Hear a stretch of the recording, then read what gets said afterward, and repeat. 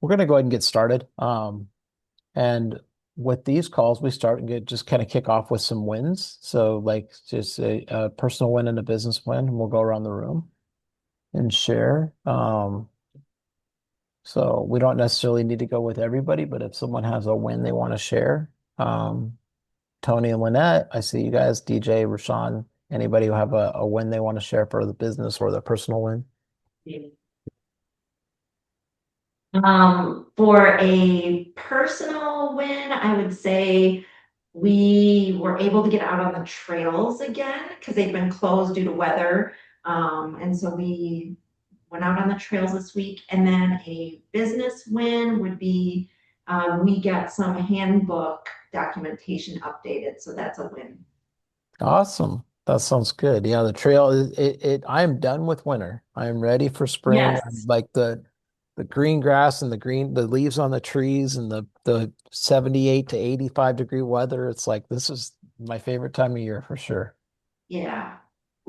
Personal win, we are not having 75 and 85 degree weather here in Iowa yet, Yeah. but we are going golfing this weekend, no matter what the weather. So that is our plan for a Sunday Yeah. afternoon golf outing. Business win, we just got our first quarter results back, and we had a really, really good quarter, and really proud of the team and everybody here for everything they've done to push the business ahead. So.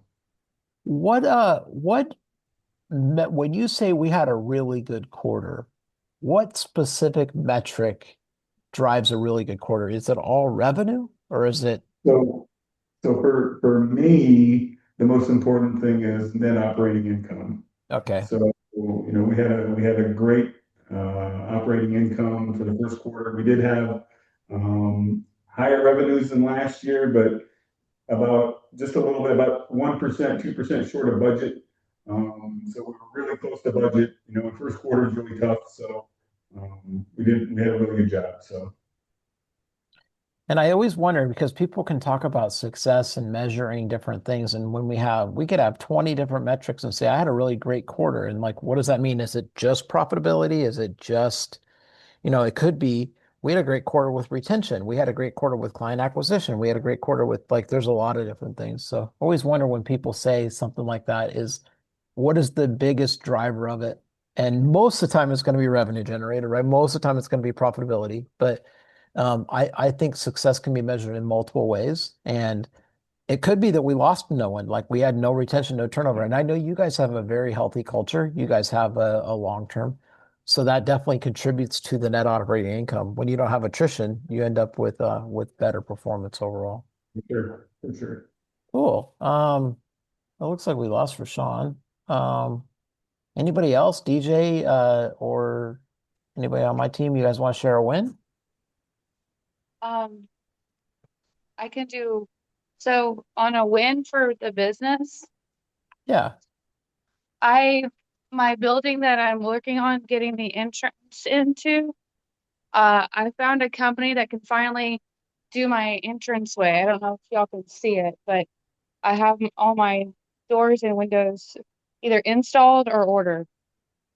That's So exciting. That's got to feel like a relief too, because you were struggling with that, huh?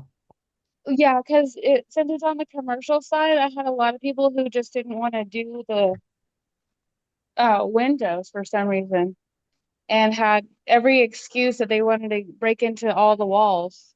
And I found a company that has really good staff that they were able to just install the windows without extra drama.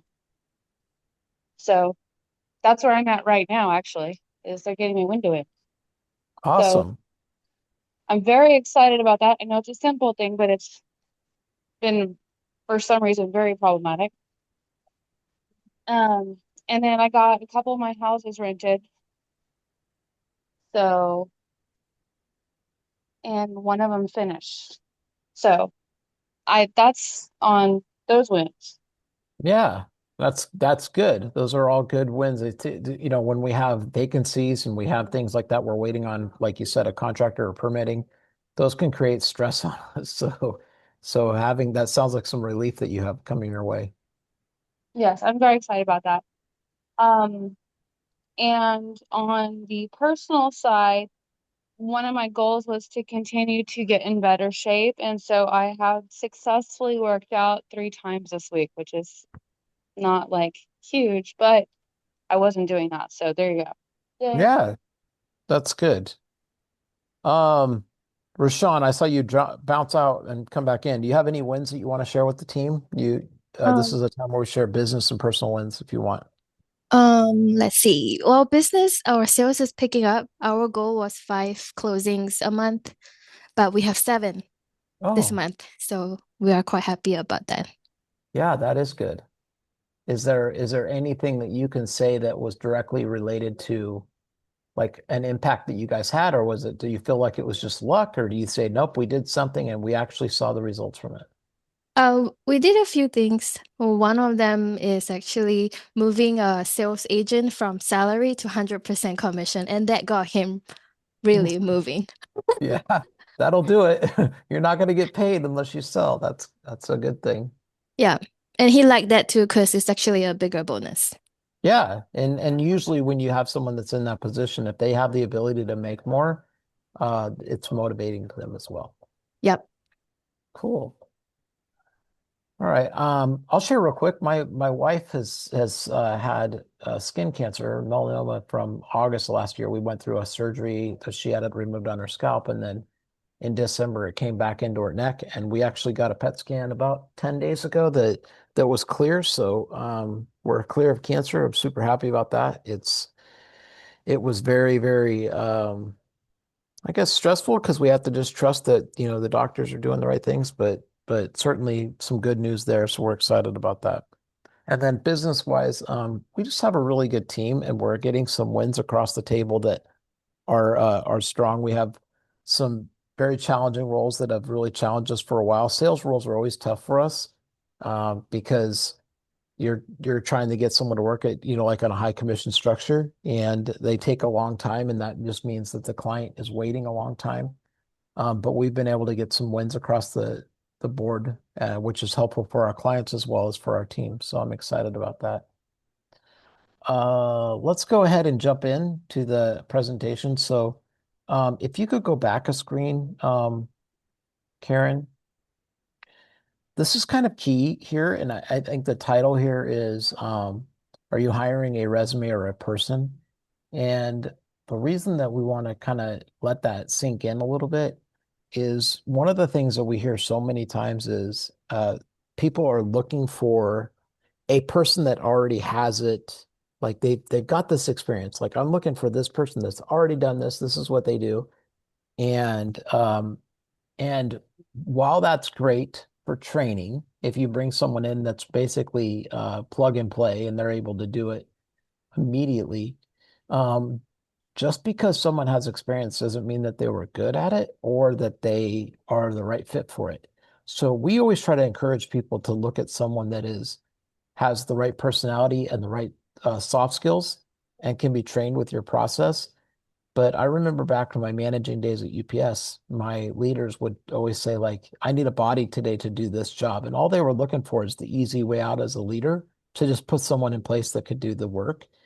And again, I think my experience and my coaching towards people would be careful. Just because someone has experience doesn't mean they were good at it or they enjoyed doing it. And if we think back to our own selves and other things that are on your resume, that doesn't necessarily mean that you would want to do that job. So I think it's important to look at the soft skills that someone brings to the table.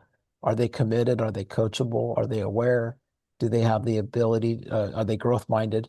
Because those are really what you're going to get the better employees out of, not that they've done something for 5 or 10 years and they have experience. Things change over time, like processes change. Your processes might be different, but they definitely have to have skills around it. And I know Tony and I have talked a little bit about the promotional industry, and there is definitely a need for skills like an experience within certain parts of it because it just takes a long time to learn all the products. But that's also a specialized situation. For the most part, most jobs people can learn quickly without having a great deal of experience. All right, let's go to the next slide, Karen. So what we're covering today is the mindset shift. So stop selling the job and start filtering for the person. Second thing is pre-screen filtering. So how to use your process to eliminate early. Core value questions. That's a key area we'll discuss. Questions that nobody asks, and then setting up for success. Let's go to the next slide. And again, this presentation will be available for you after this call as well. So what most owners do is they post a job and accept whoever applies. They interview to fill the seat fast, and they try to sell the candidate on the role. I can't tell you how many times people do that. They get into an interview and they talk for 80% of the time, and they ask 3 or 4 questions to the candidate, like, do you want to work here? And they're like, of course I do. It's real important not to sell the candidate on the job. You need to make sure that they're able to articulate and sell you on what they're bringing to the table. And then they hope they figure it out once they start. And then what actually works is to build a process that filters for fit. So in our hiring process that we do when we recruit, we believe it's a good, strong, proven process that has many steps to it that filters out any bad candidates. We find it hard when clients are like, well, let's overlook this, and the more that you deviate from it, sure, you might be able to hire someone quicker, but just because you can hire someone quicker doesn't mean that you're going to get a better person. You interview to confirm or disqualify. You let the right person sell themselves, and then you make them do the work before day one. So there's a continued push on homework or takeaways from an interview. I think it's a real important part of your process is if you're going to interview for someone, do you have anything that you're going to give them as a deliverable that says, hey, here's what I need you to work on and get it back to me? It might be just preparing an email. It might be preparing a document. It might be research on the company. What you're looking for is their ability to follow instructions and perform something specifically to your expectations. If you don't do that, you could be chancing that someone isn't able to follow specific instructions. They're not able to meet deadlines. So it's a good way to push that forward. All right, let's go to the next slide. So make them do the work before you spend an hour on your time. So this is the other thing, the assessment first. Our TA12 is a 45-minute commitment before you take a single look at a resume. Um, Now, I believe that if you have someone that has applied and they've given you the resume and they have the skills that you're looking for, I would definitely encourage them still to take the assessment. But it is a criteria for us. We typically don't talk to someone unless they've taken that assessment. Because we're really looking for someone that is really wanting to get the job, not just mass applying to hundreds of places. I had something come up on social media the other day that basically showed jobs that it was soliciting me. It was like these are jobs that you would be good for, and with one click, we'll apply for you for them. So it was going to take anything about my experience. I think it was on LinkedIn, and then mass apply to these jobs. And if you don't, that's just happening out there. So you want to make sure that you're filtering for that, so you're not just getting some dead leads. Video interview questions. This is another good tactic, okay? So send 3 to 5 focus questions and ask them to record a short video response. You can use the AI to help you build the role-specific questions. And you get to watch the video. You'll learn more in 10 minutes than you could in a 45-minute phone screen. So this is a good pre-qualifier if you're like, I'm going to get ready to spend an hour or more with someone, I want to make sure that they've done some work. So send them a requirement to send you a video for an interview. And then watch who shows up. So candidates who don't complete the steps are limiting themselves. Um, Back to my days at WFS when I was hiring a lot of people, I would have the recruiter do the interviews, and then I would do an interview with them. And I would give them a simple instruction of show up on time for the interview with me. And then the second thing is I would have them send me an email the next day between a certain time window. And it was just as simple as they didn't send an email, they didn't get another chance. And that was because they couldn't follow a simple instruction. So it's really important for you to be observant to simple little things because those little things stack up to bigger problems if you don't have them do them. All right, let's go to the next slide. So you can't interview for values you haven't named. Really important with a lot of our clients, we talk to them about the core values and making sure that they have their values that are clear. Today I was talking to a coaching client and we were talking about he said he had to let someone go and he said they're just not a good culture fit. And I asked him to really clearly explain that because that'll be challenged when you're talking to someone and you're like, yeah, you're just really not a good culture fit. They might not understand why, and be prepared to be challenged for that. So the better that you can articulate that and have that defined, you're going to have a greater level of success in the interview process as well as the onboarding and then firing process. So, here's an example of some core values that are clear enough to use. Like we do the work, no task beneath you. You don't wait for someone else to handle it. We don't make excuses. So when something goes wrong, ownership comes first, not explanations. We go above and beyond. The minimum is just the starting point. You find ways to exceed it. And we get a little bit better every day. And so curiosity over comfort, growth isn't optional. These are actually core values of one of our more successful clients. And they are able to ask questions inside of their interview process to determine if this person's going to put the effort forth. So it's real important that you have, you don't need, really you're looking for 3 to 5 core values that you can ask questions to understand if this person's going to be a good fit. And if you look at all these things, they're all effort related. Like this is showing the person's going to go above and beyond. They're not going to make excuses. They're going to do the work and they're going to get a little bit better each day. If you have an employee that does those things, you can just imagine how much better you could train them. They're just gonna bring a breath of fresh air to you. Let's go to the next slide. So some of the core value questions, and this is again, we don't say, are you going to go above and beyond? You're going to ask a question that gets to that. But tell me about a time a project was falling apart because others weren't stepping up. What did you do and what happened? Um, and I'm not going to go through all these. I kind of want to just ask because there's only a few people on the call. Um, and I know I'm going to ask Tony and Lynette first because I know you'll be able to answer this, right? And then we'll get to DJ and Rashawn, who may have not hired as many people, but like, how do you guys approach the core value part of the interview? So it is one of the questions that we do ask. We pick out.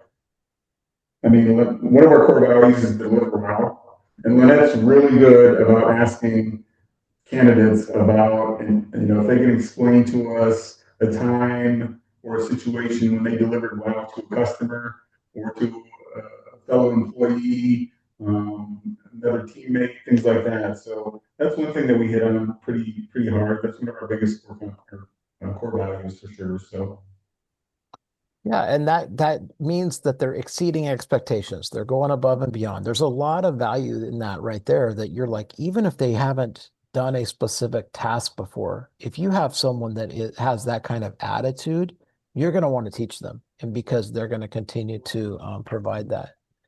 How about Rashawn or DJ? Do you have any specific examples of how you ask for core values in your interviews? Yeah, I actually just did this exercise last weekend and I sent it to the recruiter. One of our core values is putting everything you've got into everything you do. So Hmm. some of the questions that we have suggested the recruiter asks is describe a stretch of work where the volume or pressure was higher than normal, and how did you handle it? And what did you learn about yourself in terms of limits? And then I gave like 3 bullet points of what to listen for and 3 bullet points for red flags. So one example of a red flag would be, oh, I just see how it goes. I just go on autopilot and see every day what's my schedule like. Or a good one would be, I push through all the way from start to finish and I take pride in my work. I don't look at too much about my title, and just like what you just said, Brendan, there's no task that's beneath me. If I have to do admin work, I have to do it. So I look for that. I did all this using Claude AI. They came up with the questions for me, so I didn't really have to do much.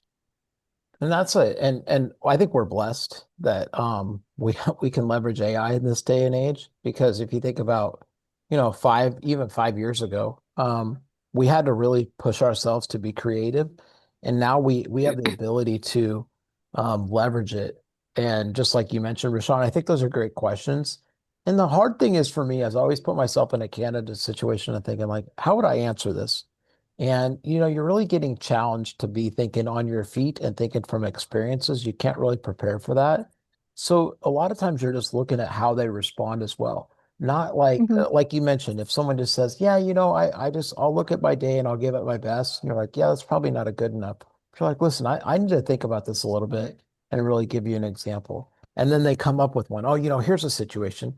I had to work in this environment where everything was very difficult, da da da. And they talk about the resilience that they had, and they talk about the persistency, and they talk about the buy-in from the team and those kinds of things. You're going to really not just listen to the response, you're going to look at the energy they're putting behind it to know where, if it's a genuine response. I think that's a lot about the skills of interviewing is not just what they say, it's how they say it. And it's real important to tie into that when you're interviewing someone. But good examples there, guys. Let's go to the Mhm. next slide. So questions that nobody thinks to ask. So these are really good questions to get to know the person. So outside of work, like what are you into? Um, what does a good week look like for you personally? So these are things like, oh, I don't really do much. I hang out with my dog. That's gonna show a lot of ambition. So how's that person gonna show up when it comes to taking on new work and stuff? And it's okay to have someone that is talented, but they're a homebody. But is that person really showing a growth mindset? And like I just think of Lynette. Lynette's, she's out exploring and she's hiking and she's riding her bike and she's doing all these things. That shows someone that's ambitious that is likely going to be attractive to be around, right? They're gonna attract someone from a positive energy standpoint. When you have someone that is wanting to do those things, they're going to be really engaged in a team environment. So it's good to listen to what they do. So what would last manager say that you need to work on? If someone's like, well, nothing really, or my manager was terrible, you're looking at someone that's just they're a victim, right? And you want to have someone that's not a victim. You want to say, you know what? My last manager had given me a lot of advice. And here's some things that I was working on when I was working there. And now you're looking at someone that's taking coaching and feedback really well. Another thing is where do you want to be in 3 to 5 years? Um, so you're going to get a lot of times you're going to get a response on that people have already prepared for. But really, look, I would ask that question and probe a little bit deeper. So, like, what do you mean by that? And so, if someone's like, "Oh, in 3 years, I want to be promoted to a supervisor." Okay, so that sounds like a great goal. How do you plan to do that? And what steps do you think you're going to need to take inside the business and outside the business? What does success look like for 90 days for you to be on the track for that? So, not just stopping with their response, but asking a deeper level question. And then the next one is, what do you need from a manager to do your best work? This is really, this is really important because you're going to look at someone that is actually prepared to step into a role and be successful. So for me, I would explain, I need clear instructions. I need to be shown when I'm doing wrong. I want consistent feedback on coaching from a area that I can improve on. Like those are the things that you're going to look for from someone that's growth minded, rather than I just want my manager to be hands off, right? And so listen for the keys on that as well. All right, Karen, let's go to the next slide. So the assessment doesn't replace the interview. It tells you what to look for. So this is an important slide. Again, I'm not going to go into every little thing, but there's before interview, during the interview. And another key point is after the hire. And a lot of people utilize our assessment as a screening part to get so you don't interview as many people. And while that's really helpful, it is an extremely valuable management tool, not just a hiring tool. Um, I know myself, I use it frequently to look at how someone's personality is different than mine. Rashawn, you're going to really get a lot of value out of that. with I just know your brain and how you operate. And you're going to look at this as like, how does your personality or David's personality, how do they conflict and contrast with the person that you're hiring? Right. How do you need to show up differently as a leader? I mean, certainly we're going to help you from a recruiting standpoint of doing a lot of the work, but I believe it's going to be a super effective management tool for you and your team as you build. Great. Thank you. Yeah.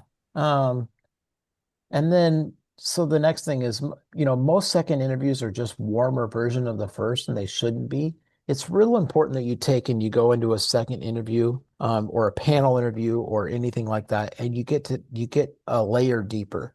So it's not just like, let's repeat what we already talked about. We should already know what it is, and let's get a layer deeper. So you walk through the roles and responsibilities line by line. Most people don't do that in an interview. Most people just find out about the person and they don't really talk through. Let me show you the specific roles.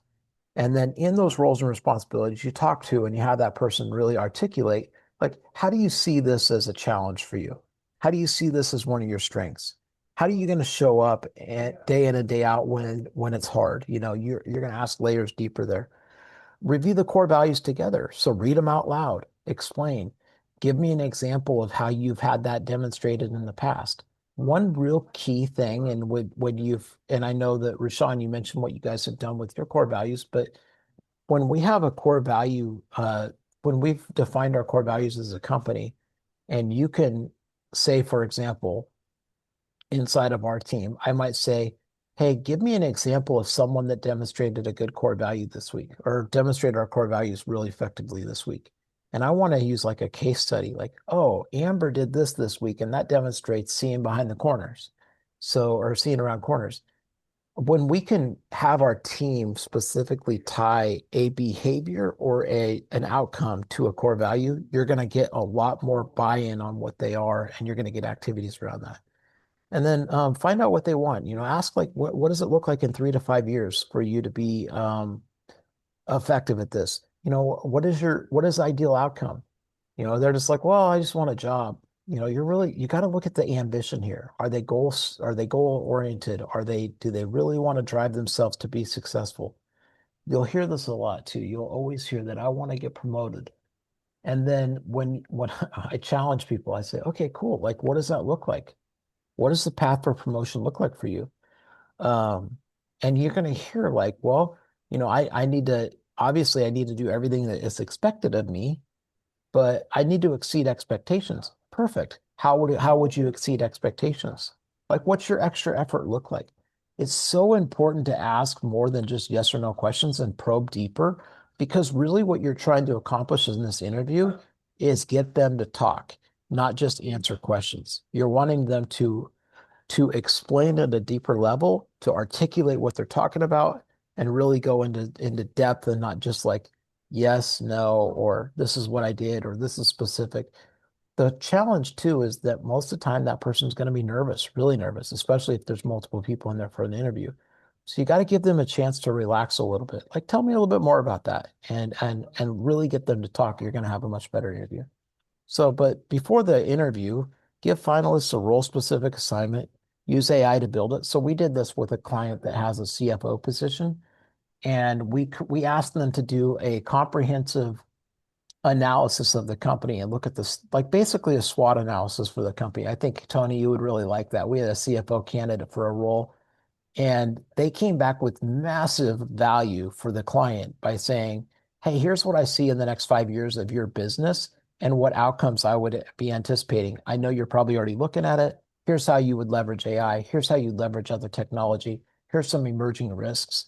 I mean, that person really put some effort into it. They demonstrated that they really wanted that job. Are you going to do that for a frontline worker? Probably not.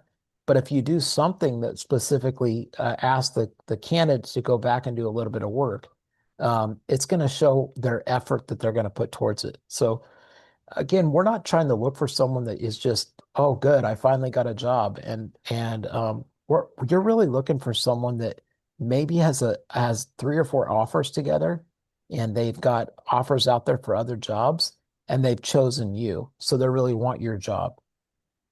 And if it's done well, it becomes a good onboarding tool. And then if it tests ownership and follow through on how they think. So again, back to giving them a specific assignment is going to test their ability to perform on time. If you give them a deadline or you give them an expectation of how to send it, I want this email to me by the end of the day on Friday. It's going to demonstrate how does this person show up to do work? It's really, really good for any kind of management or executive level. Let's go to the next thing here. So then hiring the right person is half the job. And this is where we see a lot of our clients struggle is that they like, oh, good, I got someone hired and they already know what to do. And then now I don't have to do anything. I read something yesterday on LinkedIn that was talking about, um, a recruiter had placed a person that was a VP of a position, a VP of technology or something, into a company. And in 30 days, the client had called back the recruiter and go, yeah, this person's not working out. Well, the client didn't they expected the person to come in day one and just figure it out. There's got to be some really big hand holding, I'm going to say it that way, in the first 90 days. um, there has to be trust and relationships built. There has to be let me acclimate you to the team. We don't want to just push someone in because they have experience to figure it out. You want to make sure that you're onboarding them successfully. I've seen it many times where we've helped a company hire someone that had all of the skills and the talent, and they failed because I don't think it was because of the candidate as much as it was the environment. So do you have an environment that is open and friendly and warm and somewhere where if you were a new employee, you would be excited to come to work every day and put in extra effort? Or is it an area where they feel like I'm in isolation and did I make a bad decision? And you have to evaluate that yourself. Is this a person, is this a place that we would have people want to work? From my experience with 1-800 T-shirts with you guys, Lynette and Tony, you have that. You have long-term employees, you have a fun environment. So you've done something right there. And that's really important for people to understand. So your onboarding plan, your 30, 60, 90 plan, the more it's articulated, it's given to them in the interview. You're not just like, okay, here's the plan, and then it's not followed. You never look at it again for 6 months. Daily huddles and weekly huddles. One thing I'm going to challenge everybody on that I struggled with or I think about frequently is I will schedule, let's say I schedule check-in calls and I schedule these meetings and I have this big push to not meet as many times. Like, let's say I'm meeting daily with someone and I'm like, I need to meet daily with this person. And I feel like I'm burdening them with a daily meeting. And I'm like, well, we need to meet daily. Like I'm over managing or I'm creating this burden for them. I want to just give them their time back. What I realized is a lot of times they need that and they're excited about that. They're like, good, I have access to my manager. My manager is not just removed from me. So push yourself to have an onboarding plan within the first 30 days. I might meet daily with this person one-on-one and give them the chance to ask questions, give them some feedback, give them that connection. And then maybe after 2 weeks or 3 weeks, it goes down to 3 days a week and then 2 days a week. But don't let them feel like they're on it alone without having connection to you. It's real important. And it's one thing that I had to fight because I kept thinking, I just want to give them their time back. I don't want to burden them. And it was actually the opposite that I was doing. I wasn't giving them the attention that they were craving. And then the meeting cadence, again, that's what we just talked about to make sure that you have something, how do they communicate? How do they show up? Don't wait until 90 days and realize that they're not reporting what you need. Frequent touch points. You should really have a good idea within 30 days of what kind of employee they are. And then you just refine that and tweak it a little bit more to between 30 and 60 days. And then you go even further between 60 and 90 days. If you get to 90 days and you don't have a very clear idea of this person is a strong fit or I've had concerns, then you haven't done your job in managing. So it's real important that you're going to have some gut feelings and stuff within 30 days. And then you just have to drill down those more in the between 30 and 60 days. All right. So the process, so number one, where does your current process break down? This is a self-evaluation, and what are the good, where does good talent fall through the cracks? So ask yourself, if I hired someone that was really good, where do we have a risk of losing them? You ever hired someone who looked great on paper but turned out to be a core value mismatch? And then what's the one thing that you're going to add changed on basic, add or change based on everything we discussed today? One thing that John Maxwell says is that sometimes we win and sometimes we learn. And that's real important because not every time we hire, we nail it and we get it right. But you have to ask yourself, what did we learn? What is it? What specifically did I learn from this hire or this failure or this that I need to improve for my next round? And that's real important. Um, okay, next slide. I think we're done. Yep, I think that's the Yep. last one. So I want to open it up. Certainly it's not completely new information, but for someone that doesn't hire a lot, it's probably a good resource. I know Rashawn probably took some good notes and you would like to have this just because you put a lot of effort into what you're going to be doing from a onboarding and hiring perspective. But I just want to open it up for any questions or comments and make sure that you guys have that. And then if there's anything that you have specifically within your own team or own process that you want to ask about, we have the next 15 minutes where we can discuss that as well.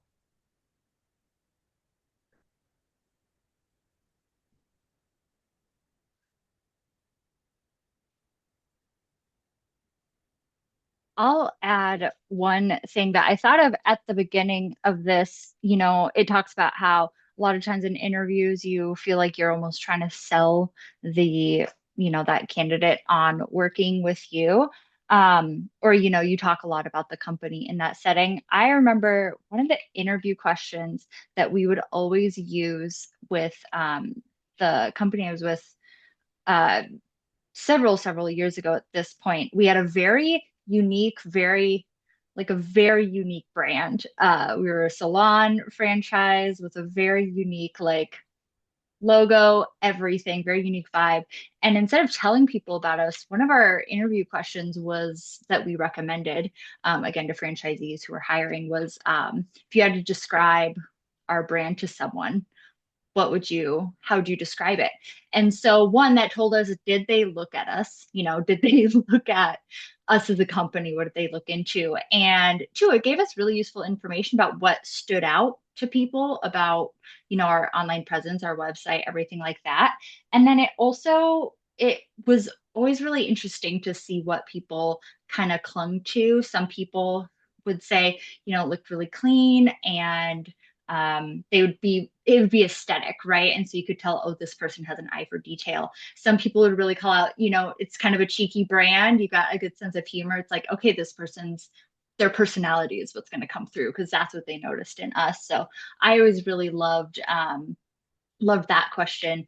And it also, again, it covers a little bit about who we are. It opens that conversation a little bit, but it's also kind of turns the question on them. And it's a kind of a not totally challenging interview question, but it's definitely one that people don't expect, puts them on the spot a little bit. And I just always loved that one. I thought it was really a very clever one that we always used. Yeah, anybody else have any good interview tips? I got a quick question is all. One thing that you mentioned was like giving the candidate an assignment, either as part of the interview process or prior to the interview process or anything like that. Does that make it difficult? Does that make you seem like a more difficult employer? Is there any risk of scaring off a good candidate by doing that? If they're looking at multiple job offers or possible jobs, I mean, does that make you seem to be more difficult to work with, work for, anything like that, to scare off a good candidate? That's my It's concern a there. fair point, and I think you have that risk, right?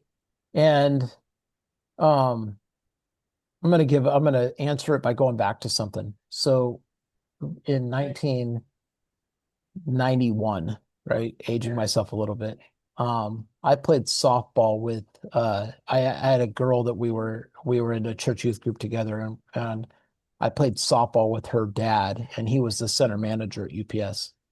And I was 16 years old, and in that time, He said, when you're 18 and graduate from high school, come down and I'll get you a job.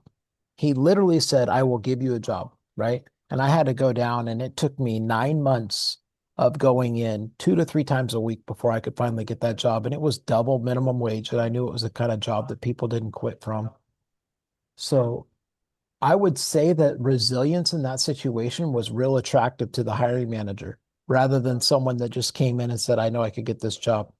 So while it could push people away, think about this. The person that doesn't push away, are you going to get a good candidate? Um, and yes, you could push someone away, but is that someone that you really want? So when we get into a position, and here's another example. You guys have all heard of the Savannah Bananas, and what you hear about with the Savannah Bananas is they have fans first. Jesse Cole is crazy. He is in 5 years has developed a brand that is massive. They don't only sell out the Savannah Stadium, they sell out stadiums everywhere. Do you realize they have 14,000 people waiting to get hired there? So what does that tell you? It tells you that they could be super selective because they've created an environment so they could literally give any one of those people that want that job a massive assignment because there's such a demand for the job. So you have the ability. You're right, Tony. You could push someone away, and it's maybe it's how you sell it, and maybe it's like, I don't want to push people away, but what you're doing is if you're like, if it's easy to get a job here, we're desperate as an employer, and you're going to accept less than perfect employees.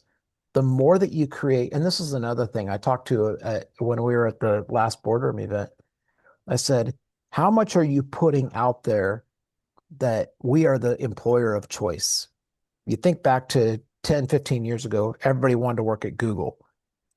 These other big businesses that people are excited to work for. If your social media says that we are a cool place to work, you're never going to have problem finding talent. If it's a if it's a place with high turnover and whatever, so the more demand that you have for the role, the easier it's going to be. And one of those ways is to advertise how cool everything is. What do we do that's cool? What do we do that's fun? We have a competitive wage.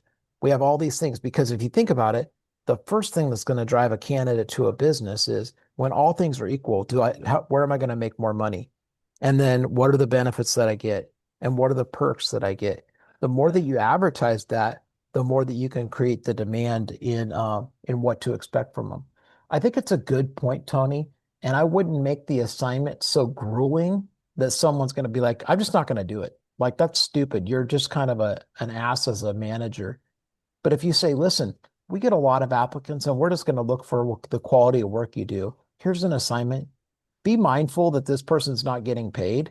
Don't make it a something that's week long. You're really looking for, are they resourceful? It could be like just what Amber talked about, a 15 Mhm. minute, just give me a 15 minutes of here's what I want you. I don't want you to spend hours on it, but I want you to give me some feedback on what you see. And you're really looking for their ability to do some work. Mhm. And sometimes it's just as simple as sending an email that's going to show the way they write, the way they put their thoughts together, and all that stuff because you're looking for the small touches. So I think it's a good point, Tony, but Yeah. I wouldn't be I wouldn't be worried about pushing back because the people that you push out are probably not people you'd want to work there anyways. Yeah. And so I had, that was also a common thing that we did. Because these were, everyone that we would interview is licensed, and their second interview is usually come on in and do some hands-on work. And a part of that was to then subtly start giving them a little coaching because we did have a proprietary technique. And sometimes, exactly what it says on here. Are you hiring a resume or a person? Somebody could have 15 years of experience and they might honestly be the worst people to train on a new, again, proprietary technique that people had to use.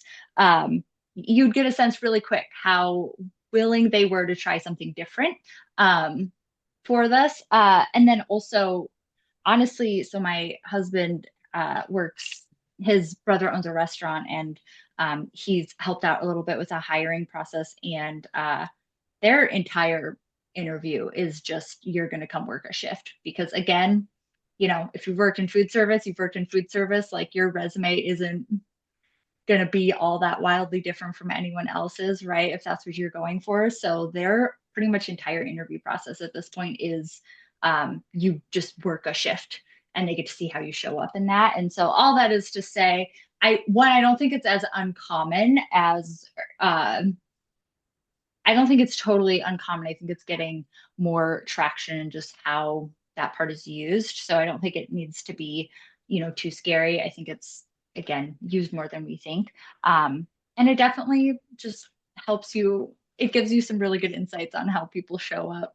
Uh, and I've always really, yeah, I've always thought that was a really great way to find some people who are willing to like put in a little work ahead of time.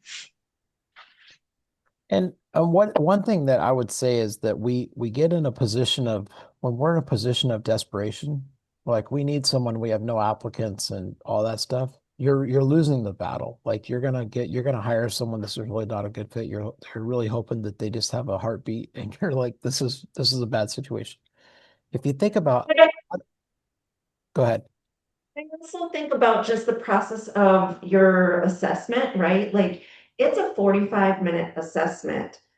And Mhm. I feel like, is that scaring people away? But honestly, you want somebody that's going to take the time and effort to apply to Mhm. be there and take it seriously. So I kind of relate it to that to some Yeah. extent too, because obviously, again, yes, you want the right people. And if they're willing to put in that effort to apply, they're probably going to do a good job at the position You that they're nailed it. You nailed it. And here's what happens too. A great point, Lynette. And the point is that, someone's like, well, they didn't want to take the assessment. It was 45 minutes. Do I really want that person working for me?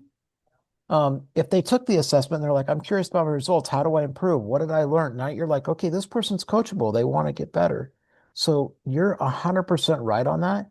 And we have clients all the time that says, hey, this person didn't take the assessment, but look at their skills. And you're like, okay, let me chase that person down. And what do you think the chances that person's going to be a great employee if I'm chasing the person down? Just because they have experience.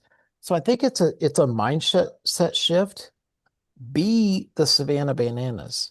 Get to where you have 14,000 people that want to work for you and imagine how selective you get to be.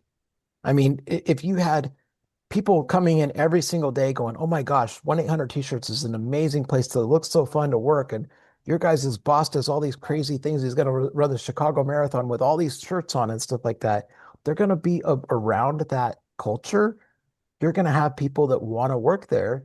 And guess what? You're going to be able to select from the best of the best, not like, well, who showed up and who's on it. So I think it's important to lean into it, not be afraid of it.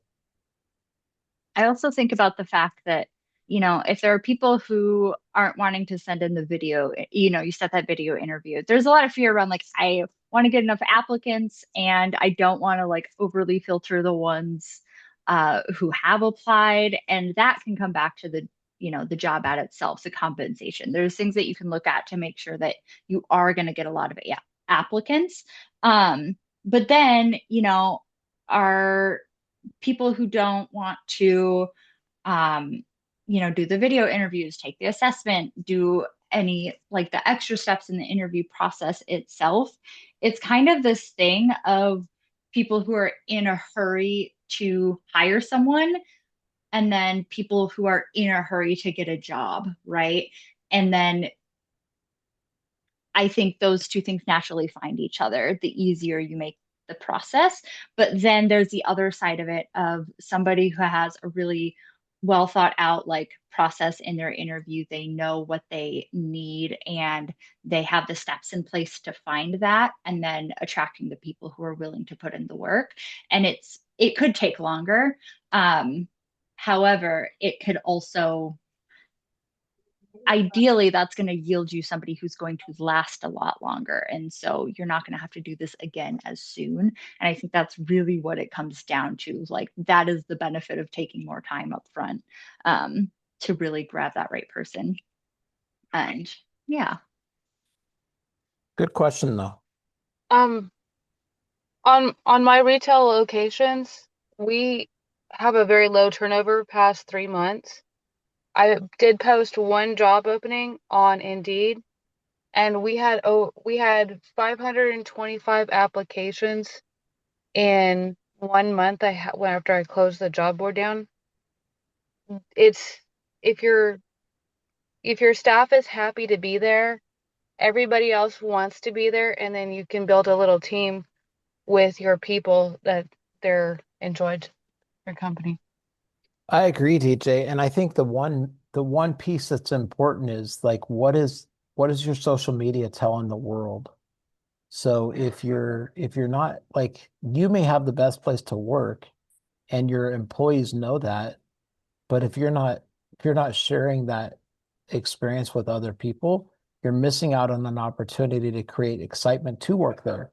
So it's important that you have as part of your social media content, you're not just talking about your product or your service, you're talking about my team and the culture and those kinds of things because that's what attracts candidates, not just customers to your business. Hmm. Yeah, it's that self-feeding machine of you hire the best people, they're going to make your place better, and then more people are going to want to work there. But it definitely is, it's more of a process, and uh, Mhm. but definitely a rewarding one. Well, that puts us at the conclusion of our call. Any other questions that we need to make sure are answered before we close out? I appreciate everybody's interaction on the call today. And again, Amber, thank you for putting this presentation together. Think of this too as we're talking about the interview, the deeper level questions for your core values. We talked about leveraging an assignment, all of this. Um, Definitely use AI to help you with that. Rashawn talked about using Hmm. Claude, and I know we talk about it several times on this call is how can I leverage AI to help me be more efficient in this process and do a better job to really create an environment. And the other part is do something that starts to promote how fun you are to work for. So if you really make that a goal for the next quarter, the next 6 months, is how can you create excitement of people that want to work for you? Because if you do that, trust me, it's going to generate, like DJ said, 500 applicants. And when you have that much applicant flow, you're going to feel more secure being selective than if you only had 10 applicants. You're going to be desperate to hire someone. So I want to make sure that you're creating some excitement about what to do to work with you. Everyone have a great spring weekend. And we will see you guys again in a month. Thank you. Yeah. Bye-bye. Bye. Have a great one.